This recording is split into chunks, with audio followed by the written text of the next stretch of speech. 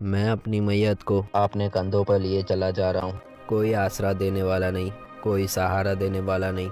ना किसी ने मेरा जनाजा उठाया, ना किसी ने नमाज पढ़ाई। तन्हा बस चल दिया। मैं मर गया। थोड़ी दूर चला था कि एक कब्रिस्तान नज़र आया। देखता हूँ तो कब्रिस्तान में बहुत जगह थी। मैं भी अपने हिस्से की जगह देखकर अपनी कब्र खोदना शुरू किया। जब कब्र तैयार हुई और मैं कब्र में उतरने लगा तो आवाज़ आई, कौन हो? क्यों जिंदा दफन कर रहे हो खुद को?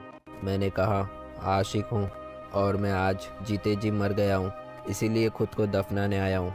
कब्र ने कहा, चले जाओ यहाँ से, मैं तुम्हें नहीं रख सकती। तुम तो आशिक हो, तुम्हारा तो ईमान मोहब्बत था ना।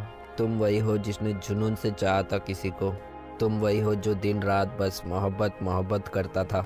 तुम वही हो जो हर सांस में उसका नाम लिया करता था।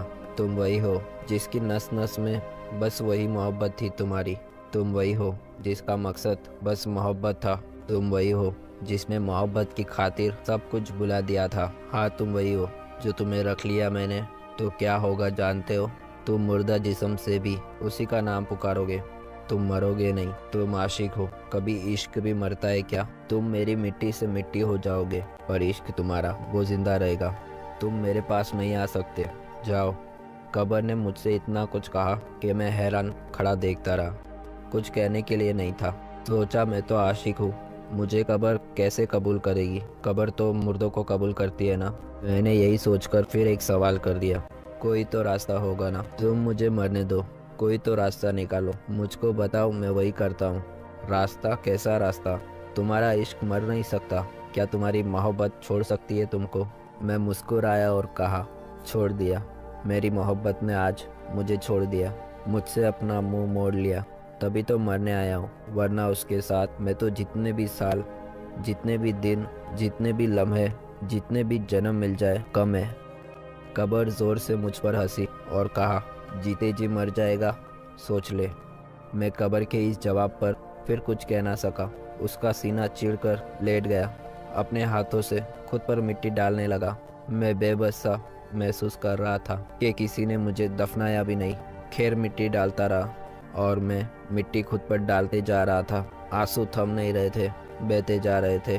शायद एक कतरे में मेरा लहू था और उस लहू की एक एक बूंद में उसी का इश्क, उसी की मोहब्बत शामिल थी। दफनाना खुद को किस कदर मुश्किल होता है, जिंदगी में पहली और आखिरी बार तजुर्बा कर रहा था मैं। वो याद आए जा रही थी। सूरज ढला, मैं अपने ऊपर मानो मिट्टी फेंक चुका था, बस मेरी आंखों का हिस्सा बाकी था कि अचानक कोई ठोकर आई और कुछ मिट्टी मेरी आंखों पर आ गिरी। जब देखा तो मेरी मोहब्बत मेरी कब्र पर खड़ी थी। वही मोहब्बत मेरी जो मेरी नस नस में समा चुकी थी। वही मोहब्बत मेरी कि जिस पर मुझको फ़क्र था। वही मोहब्बत मेरी जो मेरा जुनून, मेरा इश्क थी। वही मोहब्बत मेरी जो मेरे दिल को अपनी हथेलियों में छुपाया करती थी।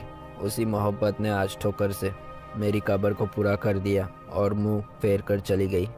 मेरी सांस घुटना शुरू हुई, आंखें बोझ सी हो गई और जाने किस लम्हे उसकी वो ठोकर याद आई। दिल में दर्द उठा, शिद्दत इतनी कि शायद सीने में ही टूट गया मैं और मैं मर गया।